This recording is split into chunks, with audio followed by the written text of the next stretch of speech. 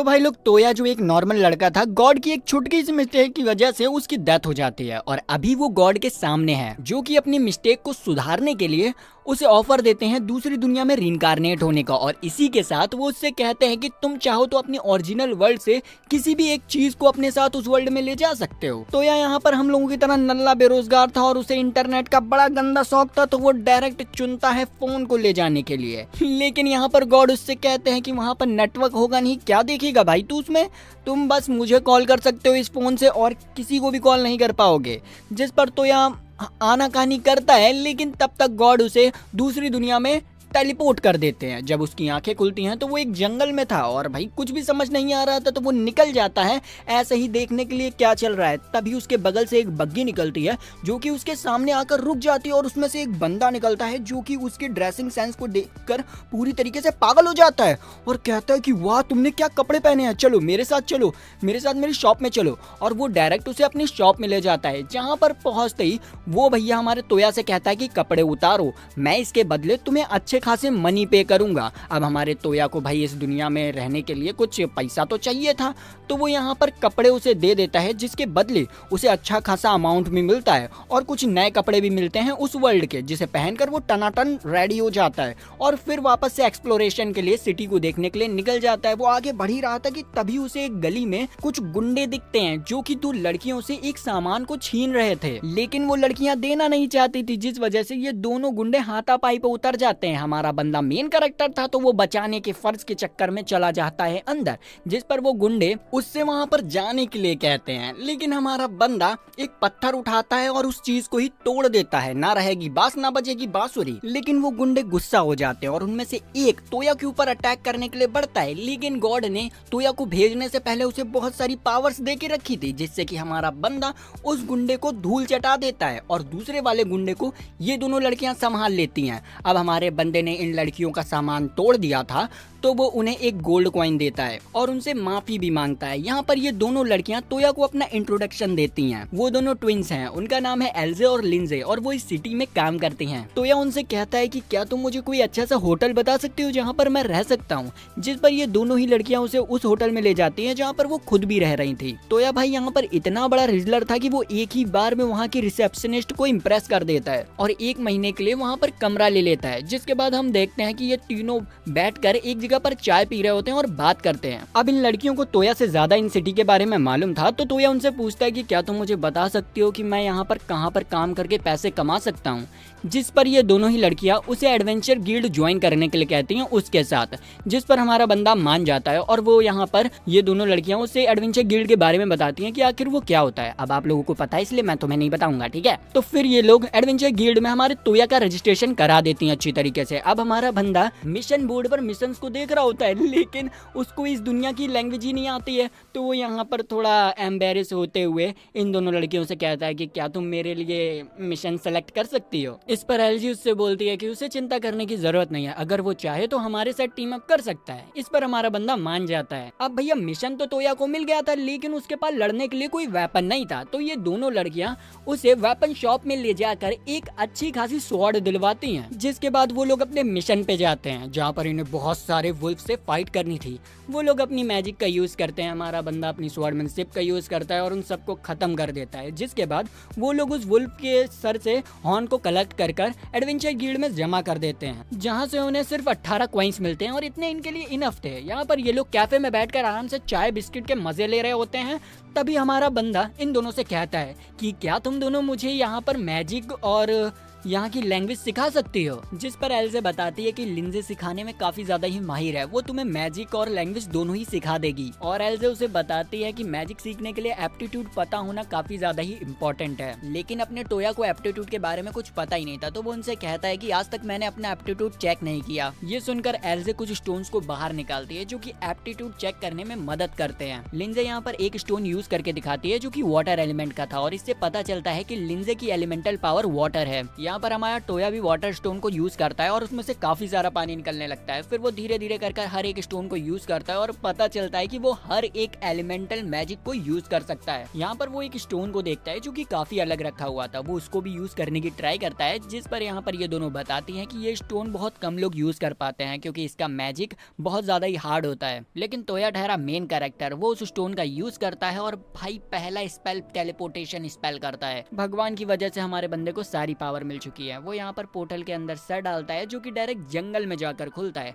ये magic Lisa और एल्जा को भी काफी अच्छा लगता है तो वो भी देखने के लिए पोर्टल में सर डाल देती हैं, लेकिन भाई वो दोनों ही वहाँ पर फंस जाते हैं। जिसके बाद हम देखते हैं कि वो लोग वापस से अपने होटल आ जाते हैं, जहाँ पर इनकी मुलाकात होटल की ओनर से होती है और उन्हीं के साथ एक और लड़की थी। ओनर बताती है कि ये मेरी दोस्त है जो कि एक बेकरी चलाती है, इसकी मदद से आज हम होटल का मेन्यू थोड़ा सा चेंज करेंगे। ओनर उन लोगों से कुछ सजेशन मांगती है, जिस पर हमारा टोया थोड़ा सा सोचता है और उनसे कहता है कि हम लोगों को मेन्यू में आइसक्रीम ऐड करनी चाहिए। लेकिन भाई ये तो उसके वर्ल्ड की डिश थी, इन लोगों को कुछ पता ही नहीं था। तो हमारा बंदा अपना दिमाग इस्तेमाल करता है या कहें कि अपना स्मार्टफोन इस्तेमाल करता है और आइसक्रीम की रेसिपी निकाल कर उन लोगों के लिए एक मस्त सी आइसक्रीम बना देता है, जिसे खाते ही उन लोगों के भाई मुंह में पानी आ जाता है, बहुत ज्यादा ही अच्छा लगता है और ओनर तुरंत उस आइसक्रीम को अपनी मेन्यू में ऐड करने का डिसाइड कर लेती हैं और बेकरी ओनर टोया को थैंक यू कहती हैं उसकी मदद करने के लिए। इसके बाद हमें कुछ दिनों बाद की सीन दिखाई जाती है, जहाँ पर लिंजे और एल्जे एक लेटर को डिलीवर करने के लिए रॉयल किंगडम जा रही होती हैं। आखिर तुमने ये लेटर डिलीवरी का काम क्यों लिया, जबकि तुम कुछ स्लाइम्स को मारकर उतने ही रुपए ले सकती हो जितने की तुम्हें ये डिलीवरी कर मिलेंगे। जिस पर लिंजे कहती है कि नहीं, स्लाइम्स को मारने के बाद हमारे कपड़े फट जाते हैं क्योंकि वो स्लाइम्स एसिड के बने होते हैं और वैसे भी हमें थोड़ा एडवेंचर करना था, इसीलिए तो हमने ये मिशन लिया। यहाँ पर ये दोनों सोचने लगती हैं कि हम रॉयल किंगडम में आखिर रहेंगे कहाँ, जिस पर हमारा टोया कहता है कि अरे तुम क्या जा रहे हो, एक काम करो मेरे टेलीपोर्टेशन मैजिक का यूज कर तुम वहाँ पर लेटर देकर तुरंत यहाँ पर आ जाओ। जिस पर वो दोनों ही मना कर देती है कि नहीं, हम ऐसे ही एडवेंचर करना चाहते हैं। अचानक से उन्हें लड़ाई की आवाज सुनाई देती है और वो देखते हैं एक जापानीज लड़की को जिसके ऊपर कुछ गुंडे अटैक कर रहे थे, जिनसे कि वो अकेले ही फाइट कर रही थी। तो टोया डिसाइड करता है उसकी मदद करने की और ये तीनों मिलकर उन सभी को ढेर कर देते हैं और उस लड़की को बचा लेते हैं और एक सेफ जगह पर ले जाते हैं। वो लड़की बताती है कि उसका नाम कोकोनोई है। उसका नाम सुनते ही हमारा टोया समझ जाता है कि ये एशिया साइड जापान से है। वो लड़की बताती है कि इस शहर में उसका सारा सामान चोरी हो चुका है और अब उसके पास कुछ भी नहीं है। तभी उसके पेट में से आवाज आने लगती है और उसे भूख लग रही थी, तो हमारे बंदे लोग उसे एक रेस्टोरेंट में ले जाते हैं और कुछ खाना खिलाते हैं। टोया उससे पूछता है कि तुम कहाँ जा रही हो, जिस पर वो खाना खाते हुए बताती है कि वो एक स्वॉर्ड्समैन फैमिली से बिलोंग करती है और वो अपनी स्किल्स को टेस्ट करने के लिए रॉयल किंगडम जा रही थी ताकि वो अपने ब्रदर और फादर की तरह एक महान स्वॉर्ड्समैन बन सके। अब ये लोग भी भाई रॉयल किंगडम ही जा रहे थे, तो वो इससे पूछ ही लेते हैं कि क्या तुम हमारे साथ चलना पसंद करोगी, जिस पर वो झट से मान जाती है। फिर हम देखते हैं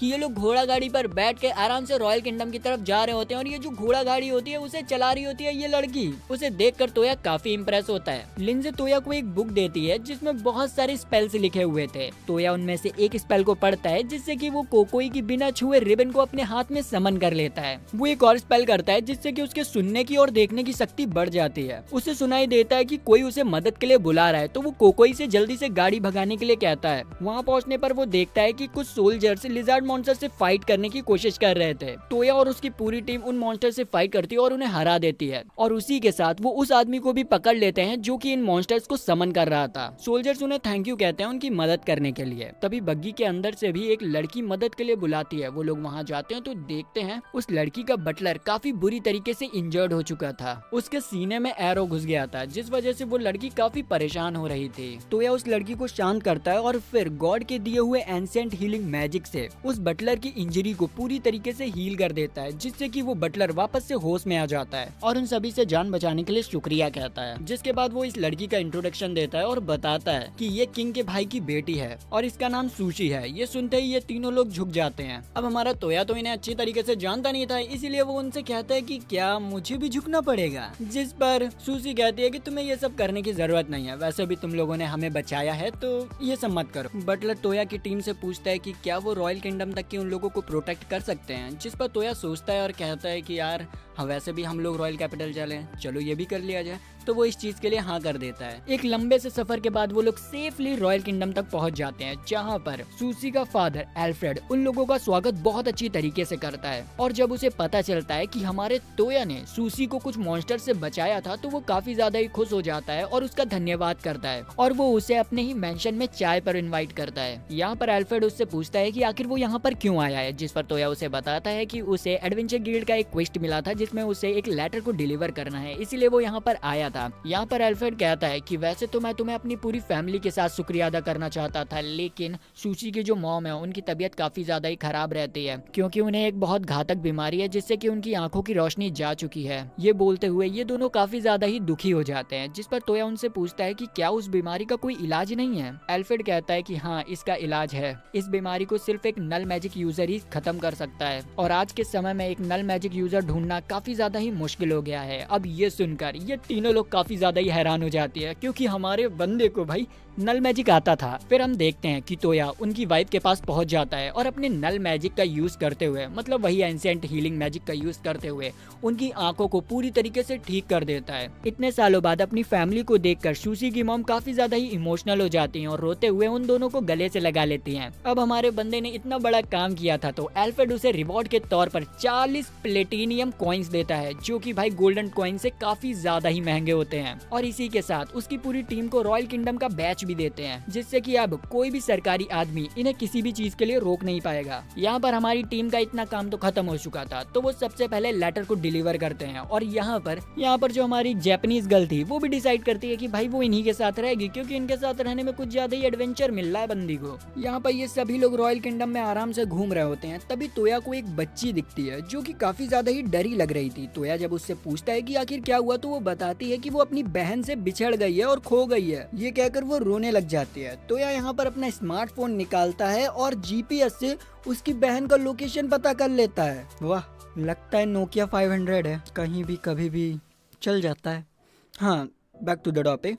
और फिर उस लोकेशन को ट्रैक करते हुए उस बच्ची को उसकी बहन से मिलवा देता है। वो दोनों उसका शुक्रिया अदा करते हैं, जिस पर हमारा बंदा कहता है इसकी जरूरत नहीं। इसके बाद वो लोग बहुत सारी शॉपिंग करते हैं और हमारे बंदे को एक शॉप में एक बहुत अच्छा कोट पसंद आता है, जिसे कि वो खरीद लेता है। जब वो इन लोगों को ये कोट दिखाता है, तो वो लोग कहते हैं कि तुम्हारे ऊपर ये कोट काफी ज्यादा ही अच्छा लग रहा है, और सही में इसके ऊपर अच्छा लग रहा था। जिसके बाद ये लोग अपनी घोड़ा गाड़ी लेकर वापस से अपने शहर की तरफ निकल जाते हैं। अगले दिन तोया ब्रेकफास्ट करने के लिए अपने होटल जाता है, जहाँ पर उसे दो बंदे दिखते हैं जो कि काफी ज्यादा ही बोर हो रहे थे। तो उनकी बोरियत को दूर करने के लिए तोया जापानीज चेस बनाता है और उन्हें खेलना भी सिखा देता है, जिससे कि उनका मन और बोरियत दोनों ही दूर हो जाती है। यहाँ पर तोया अपनी सीट पर बैठता है और देखता है कि यार एल्जे और लिंजे कहाँ चले गए। वो इस बारे में ओनर से पूछता है, तो ओनर बताते हैं कि वो मेरे दोस्त की बेकरी में गई है तुम्हारी बनाई हुई डिश को ट्राई करने के लिए। थोड़ी देर बाद वो लोग तोया की बनाई हुई आइसक्रीम को वहाँ पर लेके आ जाते हैं। तोया उस आइसक्रीम को सूसी के लिए भी ले जाता है, जो कि उसे काफी ज्यादा ही पसंद आती है। उसे एल्फ्रेड भी खाते हैं और उन्हें भी ये काफी ज्यादा ही डिलीशियस लगती है। फिर तोया उनके साथ भी चेस खेलता है और ये गेम एल्फ्रेड को इतना पसंद आता है कि दिन से लेकर रात तक की वो उसके साथ खेलते चले जाते हैं।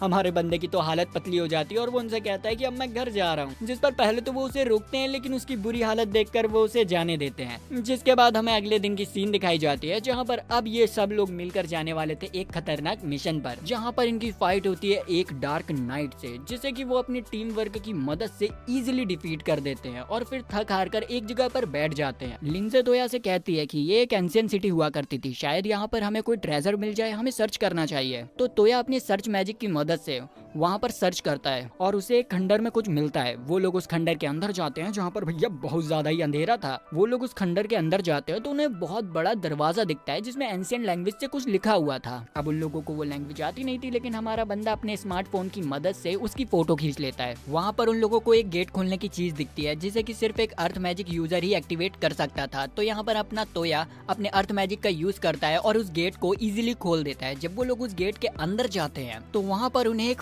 फॉसल दिखता है जिसे जैसे ही तोया टच करता है तो वो फॉसल उसकी सारी एनर्जी को अब्सॉर्ब कर लेता है और वो अचानक से जिंदा होने लग जाता है, जिससे कि वो खंडर टूटने लग जाता है। तो तोया जैसे तैसे कर अपने पोर्टल का यूज करता है और उन सबको उस खंडर से बाहर निकाल लेता है और अचानक से वो फॉसल एक स्पाइडर में बदल जाता है जो कि आते के साथ ही साथ उन लोगों के ऊपर अटैक करना स्टार्ट कर देता है। यहाँ पर तोया की पूरी टीम अपने मैजिक से उस स्पाइडर के ऊपर अटैक करते हैं, लेकिन वो स्पाइडर उनके मैजिक को अब्सॉर्ब कर लेता है और उन्हीं के ऊपर उल्टा अटैक कर देता है। कोकोनोए अपनी स्वॉर्ड से उसके ऊपर अटैक करती है, पर वो अपने आप को इंस्टेंट रीजनरेट कर लेता है, जिससे कि भाई इनके सारे अटैक उसके ऊपर बेकार पड़ रहे थे। तभी हमारा बंदा देखता है कि उस स्पाइडर के अंदर एक कोर है, तो वो समझ जाता है कि इस कोर को डिस्ट्रॉय कर दिया तो ये स्पाइडर खत्म हो जाएगा। तो वो लिंजे के साथ मिलकर एक प्लान बनाता है और जैसे तैसे कर उस स्पाइडर के पास पहुंचकर अपने रिप्लेसमेंट मैजिक का यूज करता है, जिससे कि उसका कोर उसकी बॉडी से निकलकर हमारे बंदे के हाथ में आ जाता है, जिसे कि एल्जिद तुरंत ही डिस्ट्रॉय कर देती है। उस कोर के डिस्ट्रॉय होते ही वो मॉन्स्टर भी खत्म हो जाता है। फिर तोया तुरंत ही रॉयल पैलेस जाता है एल्फ्रेड को इन सब चीजों के बारे में बताने के लिए और वो उसे उस गेट की फोटो भी दिखाता है और कहता है कि कुछ दिनों में मैं इसकी हार्ड कॉपी बनाकर आपके पास ले आऊंगा। फिर हम देखते हैं कि तोया उस फोटो की हार्ड कॉपी बना लेता है और उसे डिलीवर करने के लिए रॉयल पैलेस जैसे ही पहुंचता है तो वो देखता है कि एल्फ्रेड काफी ज्यादा ही जल्दी में कहीं जा रहे थे, लेकिन तोया को देखते ही वो रुकते हैं और उसे हड़बड़ाते हुए बताते हैं कि किंग को किसी ने जहर दे दिया है और हमें तुम्हारी जरूरत है। तो तोया तुरंत ही उनके साथ कासल के लिए निकल जाता है। रास्ते में एल्फ्रेड बताता है कि मुझे लगता है कि किंग को जहर देने का काम मिसफिट किंगडम के किंग ने ही किया होगा, क्योंकि वो हमारे किंगडम को काफी सालों से हड़पना चाहते थे। थोड़ी देर में वो लोग कासल पहुंच जाते हैं, जहाँ पर एंटर करते ही उनकी पहली मुलाकात बेल्सा नाम के एक बंदे से होती है, जो कि एल्फ्रेड से कहता है कि किंग की हालत काफी ज्यादा ही खराब है, मुझे लगता है कि अब वो जिंदा नहीं बचने वाले। एल्फ्रेड कहता है कि अपना मुंह बंद रखो, वो तो देखा जाएगा, और ये कहकर वो किंग के रूम के अंदर एंटर कर जाते हैं, जहाँ पर सही में किंग की हालत काफी ज्यादा ही खराब थी और उनके बीवी बच्चे रो रहे थे। लेकिन अब हमारा बंदा वहाँ पर पहुंच चुका था, जो कि अपनी रिकवरी मैजिक की मदद से किंग के अंदर से सारे पॉइजन को बाहर निकाल देता है। पहली बार किसी नल मैजिक यूजर को देखकर किंग काफी ज्यादा ही हैरान होते हैं और वहाँ पर जितने भी लोग थे किंग की जान बचाने के लिए अपने तोया को शुक्रिया करते हैं। और हरे बाल वाली लड़की, जो कि किंगडम की ऑफिशियल मैजिशियन थी,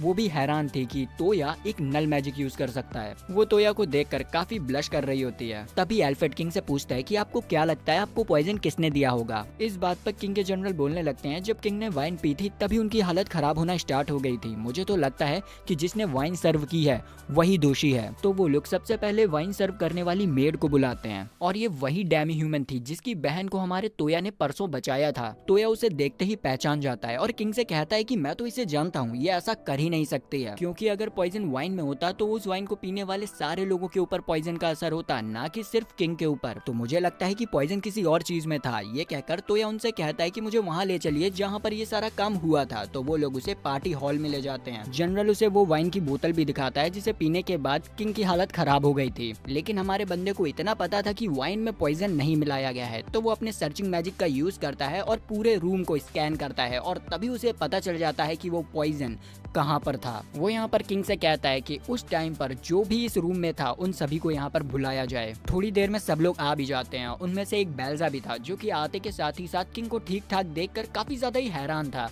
किंग उससे पूछते हैं कि क्या तुम मुझे ठीक देखकर खुश नहीं हो, जिस पर वो कहता है कि अरे अरे किंग, मैं आपको देखकर खुश क्यों नहीं होऊंगा, बिल्कुल मैं आपको देखकर खुश हूँ। जिस पर किंग कहते हैं कि चलो इसी बात पर ये वाइन पियो, और ये उसी गिलास में वाइन देते हैं जिस गिलास में किंग ने वाइन पी थी। लेकिन भाई बेल्जा उस ग्लास को देखते ही दूर हटने लगता है और कहता है कि नहीं नहीं, मैं वाइन नहीं पीऊंगा। लेकिन वो लोग जबरदस्ती पकड़कर उसे वाइन पिला देते हैं। वाइन पीते ही वो कहता है कि अरे अरे इसमें पॉइजन है, मैं मर जाऊंगा, मैं मर जाऊंगा। और यहाँ पर हमें पता चल जाता है कि हकीकत में जो पॉइजन था वो वाइन में नहीं था, वो ग्लास में था और उसे मिलाया था बेल्जा ने, ताकि वो किंग का खेल खत्म कर सके। अब सच्चाई सामने आने के बाद बेल्जा वहाँ से भागने की कोशिश करता है, लेकिन अपना जो तोया था वो अपने मैजिक से उसे गिरा देता है और फिर वहाँ पर बेल्जा का खेल खत्म हो जाता है। हम देखते हैं कि भाई जो प्रिंसेस होती है वो अपने तोया से काफी ज्यादा ही इम्प्रेस हो चुकी थी। जब ये लोग एक साथ बैठकर बातें कर रहे थे तब अचानक से प्रिंसेस को पता नहीं क्या होता है, वो अपने फादर से खुला कह देती है कि मैं तोया से शादी करूंगी। ये सुनकर हमारे तोया की भाई सिट्टी पिट्टी गुल हो जाती है कि क्या,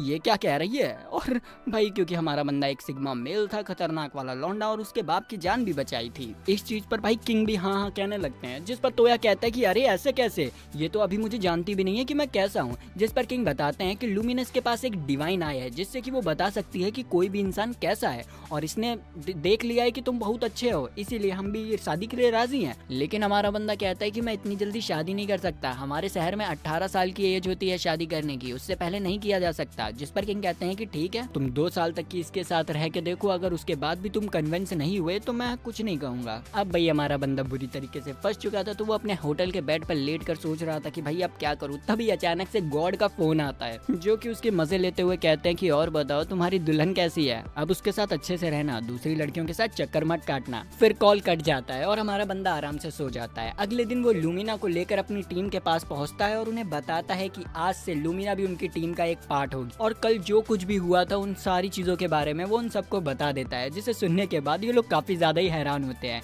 यहाँ पर हम देखते हैं कि लूमिना भाई पूरी तैयारी से आई थी, उसने अपना एडवेंचर गिल्ड कार्ड भी बनवा लिया था और एक मिशन भी ले लिया था, जिसमें उन सभी को मिलकर एप्स के पूरे ग्रुप को हंट करना था। तो वो लोग जंगल की तरफ निकल जाते हैं पूरी टीम लेकर। काफी देर ढूंढने के बाद जब उन्हें कुछ नहीं मिलता तो लूमिनस यहाँ पर अपना समनिंग मैजिक यूज करती है और बहुत सारे वुल्फ्स को समन कर उनसे कहती है एप्स को ढूंढने के लिए। थोड़ी देर में वो वुल्फ्स एप्स को ढूंढ लेते हैं और उन्हें अपने पीछे भगाते हुए अपनी टीम के पास ले आते हैं, और यहाँ पर स्टार्ट होती है फाइट भाई, जहाँ पर लूमिनस भी अपना भाई अच्छा खासा एरो वाला मैजिक दिखाती है और उन सबको मारने लग जाती है। ये सभी लोग अपने टीम वर्क की मदद से इजीली उन एप्स का खेल खत्म कर देते हैं। यहाँ पर तोया सोचने लगता है कि अब मैं वापस से गिल्ड में जाऊंगा और इतनी प्यारी और क्यूट लड़कियों को मेरे साथ देखकर सभी लोग काफी ज्यादा ही जल जाएंगे और मुझे एक रिजलर समझेंगे। फिर हमें कुछ दिनों बाद की सीन दिखाई जाती है, जहाँ पर लूमिना हमारे बंदे को सिखा रही होती है समनिंग मैजिक, और हमारा बंदा करता है और भैया वो अपने पहले ही समन में एक हेवनली बीस्ट को समन कर लेता है, जो कि व्हाइट टाइगर था। व्हाइट टाइगर तोया को देखकर बड़ा हैरान था कि भाई एक नॉर्मल इंसान ने मुझे कैसे समन कर लिया। तो वो तोया के पास जाकर उससे कहता है कि अपने हाथ को सर पर रखो ताकि वो उसके पावर को महसूस कर सके। तोया जैसे ही उसके सर पर हाथ रखता है और अपना माना रिलीज करता है, भैया वो व्हाइट टाइगर उसके माना को झेल ही नहीं पाता और वहीं पर बेहोश हो जाता है। थोड़ी देर बाद जब उसे होश आता है तो वो अपने बंदे के आगे घुटनों पे आ जाता है और कहता है कि मैं आपको अपना मास्टर मानता हूँ। और फिर व्हाइट टाइगर तोया से कहता है कि आप मुझे कुछ नाम दीजिए। तो तोया यहाँ पर थोड़ी देर सोचता है और फिर कहता है कि तुम्हारा नाम कोहाकू होना चाहिए, और उसका नाम कोहाकू पड़ जाता है। कोहाकू यहाँ पर तोया से कहता है कि मैं आपके साथ थोड़ी देर इस सिटी में घूमना चाहता हूँ, जिस पर तोया मना कर देता है क्योंकि भाई वो एक खतरनाक हेवनली बीस्ट था, लोग उसे देखकर डर जाते। तो यहाँ पर क्या करता है कोहाकू, अपना एक चीबी फॉर्म बना लेता है, जो कि सही में बहुत क्यूट सा टाइगर का बच्चा लग रहा था, जिसे कि भाई लूमिनस तुरंत ही गोद में ले लेती है और कहती है कि वाओ ये कितना ज्यादा ही क्यूट लग रहा है। बाकी लड़कियां भी यहाँ पर उसके साथ खेलने लग जाती हैं। फिर हमें थोड़ी देर बाद की सीन दिखाई जाती है, जहाँ पर इन लोगों को एक क्विस्ट मिला होता है, जहाँ पर उन्हें एक कासल के अंदर सर्च करना था स्लाइम्स को और उन्हें खत्म करना था। इस क्विस्ट से लड़कियां ज्यादा खुश नहीं लग रही थी क्योंकि भाई वो स्लाइम उनके कपड़ों को पिघला देता है, लेकिन हमारा जो बंदा था वो एक नंबर का ठरकी था, वो तो भाई पूरा एक्साइटेड था कि अब आएगा असली मजा। वो लोग थोड़ी ही देर में उस कासल में पहुंच जाते हैं। जैसे ही वो कासल के अंदर पहुंचते हैं वैसे ही तोका के ऊपर कोई हार्ड चीज गिरती है, जो कि उसके सर पर गिरते ही अचानक से सॉफ्ट हो जाती है, और वो एक स्लाइम था जो कि तुरंत ही उन्हें देखने के बाद भाग जाता है। यहाँ पर वो लोग सर्च स्टार्ट कर देते हैं, जहाँ पर उन्हें एक लाइब्रेरी मिलती है और एक बुक मिलती है जिसमें कि बहुत सारी स्लाइम्स के बारे में चीजें लिखी हुई थी। अब इन लोगों के लिए ये इंपॉर्टेंट हो सकता था, तो वो उस बुक को अपने पास रख लेते हैं।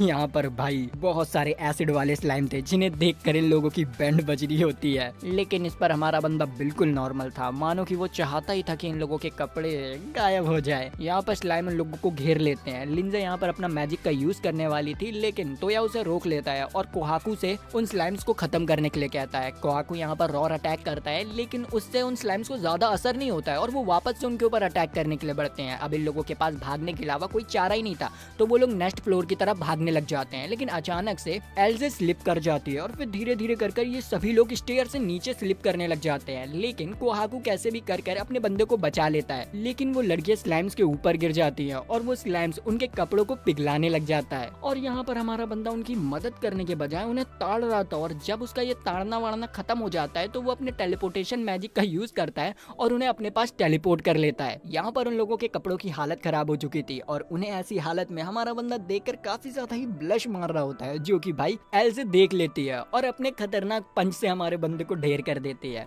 अब इन सब चीजों के बाद वो लोग थोड़ा आगे बढ़ते हैं। आगे उन लोगों को कुछ अजीब से स्टैचू दिखते हैं, जिन्हें देखने के बाद हमारे बंदे के अंदर कुछ ठरक जागती है और वो ये सब करने लग जाता है।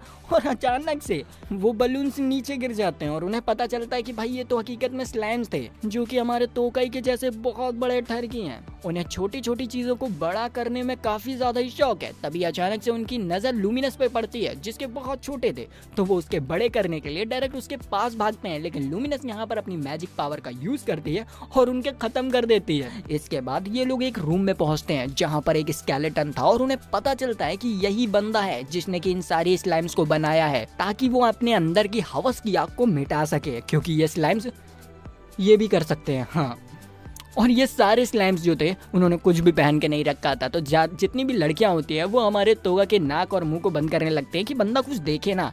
अब भैया यहाँ पर स्लाइम्स इतने ज़्यादा थे कि ये लोग इन्हें ख़त्म तो कर नहीं सकते थे, तो ये लोग क्या करते हैं, पूरे कासल को ही आग लगा देते हैं और साइंटिस्ट की जितनी भी इच्छाएं थी वो सारी जल के राख हो जाती है। यहाँ पर इनका क्वेस्ट कंप्लीट हो जाता है। अगले दिन तोगा कोहाकू को पूरा टाउन घुमा रहा था, तभी अचानक से उसकी नज़र कोकोई पे पड़ती है, जो कि एक रोती हुई छोटी सी बच्ची के पास थी। हमारा बंदा उसके पास जाता है और उससे पूछता है कि आखिर क्या हुआ, तो वो बच्ची बताती है कि वो अपनी मम्मी से बिछड़ चुकी है। ये बात सुनते ही तोका अपना नोकिया 500 निकालता है और तुरंत स्कैन करना स्टार्ट कर देता है, जहाँ पर उसे पता चलता है कि भाई इस लड़की की मम्मी अभी पुलिस स्टेशन में है। तो हमारा बंदा तुरंत ही उस लड़की को उसकी मम्मी से मिलवा देता है। अब नोकिया 500 के इतने अच्छे फीचर्स को देखकर कोकोई कहती है कि क्या ये किसी को भी ढूंढ सकता है, जिस पर तोगा कहता है कि हाँ, ये किसी को भी कहीं से भी ढूंढ सकता है। तो कोकोई उसे तुरंत सबसे पहले एक रेस्टोरेंट में ले जाती है और शांति से बताती है कि उसे अपने भाई से मिलना है, क्योंकि वो काफी सालों से अपने भाई से नहीं मिली है। तो हमारा बंदा तुरंत ही सर्च मैजिक का यूज करता है और उसे पता चल जाता है कि कोकोई का भाई इस समय एक बैटल में है। कोकोई बताती है कि हाँ, उसे स्वॉर्ड फाइट करना काफी ज्यादा ही पसंद है, तो वो तुरंत ही अपने भाई से मिलने के लिए निकल जाती है। इधर हम अपने बंदे को देखते हैं जो कि वापस से अपने रूम में आ चुका था और वो अपने मैजिकल मोबाइल के और भी फीचर्स को चेक करने लगता है, जहां पर वो अचानक से कैमरे का एक्सरे विजन ऑन कर देता है, जिससे कि उसे अपने बगल वाले रूम में लीजा दिखती है, जो कि कपड़े बदल रही थी। और हमारा बंदा बिल्कुल एचडी में सब कुछ देख लेता है। यहाँ पर वो काफी ज्यादा ही शर्मा रहा था, लेकिन तभी अचानक से लीजा उसके रूम में आ जाती है, जिसे देखकर उसकी पहले फट जाती है कि भाई ये क्या हो गया। लेकिन लिंजे उसे बताती है कि उसे एक एंशिएंट स्क्रोल मिला है जिसे कि वो पढ़ नहीं पा रही है, तो क्या वो उसकी मदद कर सकता है, जिस पर हमारा बंदा मान जाता है और लिंजे के लिए एक चश्मा बनाता है जिससे कि वो किसी भी एंशिएंट लैंग्वेज को इजीली पढ़ सकती है। लिंजे उस स्क्रोल को पढ़ती है जिसमें कि एक मैजिक स्पेल लिखा हुआ था, तो लिंजे तुरंत ही उस मैजिक स्पेल को करने के लिए बाहर पहुंच जाती है और उसकी प्रैक्टिस करने लग जाती है। लेकिन वो मैजिक इतना ज्यादा ही माना कंज्यूमिंग था कि कुछ ही देर में लिंजे का माना खत्म हो जाता है और वो बेहोश हो जाती है। लेकिन हमारा बंदा उसे जैसे तैसे कर पकड़ता है और वापस से बेडरूम में ले जाकर आराम करने के लिए छोड़ देता है। लेकिन जैसे ही लिंजे वापस से ठीक होती है, वो तुरंत पहुंच जाती है प्रैक्टिस करने के लिए और उसका डेडिकेशन देखकर हमारा बंदा अपना माना भी थोड़ा उसके बॉडी के अंदर स्टोर कर देता है, जिससे कि वो वापस से प्रैक्टिस करने लग जाती है। लेकिन फिर भी जब वो नहीं कर पा रही थी तो वो गिव अप करने के बारे में सोचती है, लेकिन तोया उसे मोटिवेट करता है और एक और बार ट्राई करने के लिए कहता है। इस बार लिंजे अपनी पूरी जान लगा देती है और सही में इस बार वो कर देती है और सामने वाले पेड़ को तहस नहस कर देती है। वो इस चीज के लिए तोया को थैंक यू कहती है और वो कहती है कि अब वो इस मूव को अपना स्पेशल मूव बनाएगी। अगले दिन ये लोग एक मॉन्स्टर से फाइट कर रहे थे, जिससे लड़ते दौरान एल्जे के ग्लव्स जो थे वो बुरी तरीके से डैमेज हो चुके थे और उन्हें रिपेयर कराने के लिए उसे सिटी जाना था। तो वो हमारे तोया से पूछती है उसके साथ चलने के लिए, जिस पर हमारा तोया मान जाता है और फिर वो लोग सिटी में पहुंच जाते हैं, जहां पर वो पहले तो अपने ग्लव्स को रिपेयर करने के लिए डालती है और उसके बाद वो वहाँ से घूम रहे होते हैं। तभी अचानक से एल्जे को एक ब्यूटीफुल ड्रेस दिखती है जो कि उसे काफी ज्यादा ही पसंद आती है, लेकिन वो काफी ज्यादा ही एक्सपेंसिव थी, इसीलिए वो आगे बढ़ जाती है। लेकिन हमारा तोया इस चीज को नोटिस कर लेता है और तुरंत एल्जे को लेकर उस दुकान के अंदर जाता है और उसके लिए उस ड्रेस को खरीद लेता है। अपने बंदे के पास पैसे की कमी है क्या? इस चीज से एल्जे काफी ज्यादा ही इम्प्रेस हो जाती है। घर पहुंचने पर वो सभी लड़कियों को अपनी ड्रेस दिखाती है जो कि उसकी काफी ज्यादा ही तारीफ करते हैं। तभी अचानक से लूमिना के पास एक लेटर आता है और वो बताती है तोया को किंग ने पैलेस में बुलाया है। तो वो सभी लड़कियों को लेकर पहुंच जाता है पैलेस में और भाई किंग यहाँ पर उसे देते हैं एक मेंशन, ताकि वो उनकी बेटी के साथ मस्त तरीके से रह सके और सेटल हो जाए। अब भाई तोया को मिल चुका था एक बढ़िया सा घर, तो वो अपनी महिला मंडली को लेकर पहुंच जाता है अपने मेंशन में। और जैसे ही मेंशन का डोर खोलता है तो भाई वो सही में काफी ज्यादा ही बड़ा था। यहाँ पर वो अकेला तो रह नहीं सकता था, तो वो अपनी 3 महिला मित्रों से कहता है कि तुम भी यहीं पर रुक जाओ। जिस पर पहले तो वो लोग मना करने लगती हैं कि हम तुम दोनों के बीच में क्या कबाब की हड्डी बनेंगे, लेकिन हमारा बंदा कहता है कि अरे तुम लोग नहीं होगी तो मैं यहाँ पर अकेला रह जाऊंगा, इसीलिए प्लीज रुक जाओ ना, मुझे तुम लोगों के साथ अच्छा वक्त बिताना है। ये सुनकर ये तीनों ही काफी ब्लश करने लग जाती हैं, खासकर ये लड़की, पता नहीं क्यों। और हमारा बंदा वापस से एक बैडी डैडी बन जाता है। अब हम लोगों की अच्छी तरीके से जलाने के बाद तोया अपने कोहाकू के साथ बाहर बैठ के नज़ारे देख रहा होता है। तभी लूमिनस उसके पास आती है और कहती है डैड ने कुछ मेट्स भेजी हैं, आप उनसे मिल लीजिए चल के। तो हमारा बंदा उनसे मिलने जाता है और वहाँ पर वही बटलर होता है जिसके की हमारी बंदी ने जान बचाई थी। फिर हम देखते हैं कि एल्फ्रेड और सूसी तोया से मिलने के लिए आते हैं, जहाँ पर एल्फ्रेड बताता है कि उसे तोया की मदद चाहिए। असल में किंग को मिसफील्ड किंगडम के किंग ने अलायंस के लिए अपने पास बुलाया है, लेकिन एल्फ्रेड को उनके किंग पर बिल्कुल भरोसा नहीं है। इसीलिए वो तोया से कहते हैं कि क्या तुम हमारी किंग की जगह उनसे बात करने के लिए जा सकते हो। जिस पर हमारा बंदा थोड़ी देर सोचता है और उसके बाद वो इस चीज के लिए मान जाता है। और इसी के साथ इस एनिमे का पार्ट 1 खत्म होता है। तो अगर आपको वीडियो अच्छी लगी, लाइक सब्सक्राइब घंटा दबाए हमारी फैमिली में आ जाएं। तो मिलते हैं नेक्स्ट वीडियो में, तब तक के लिए बाय बाय।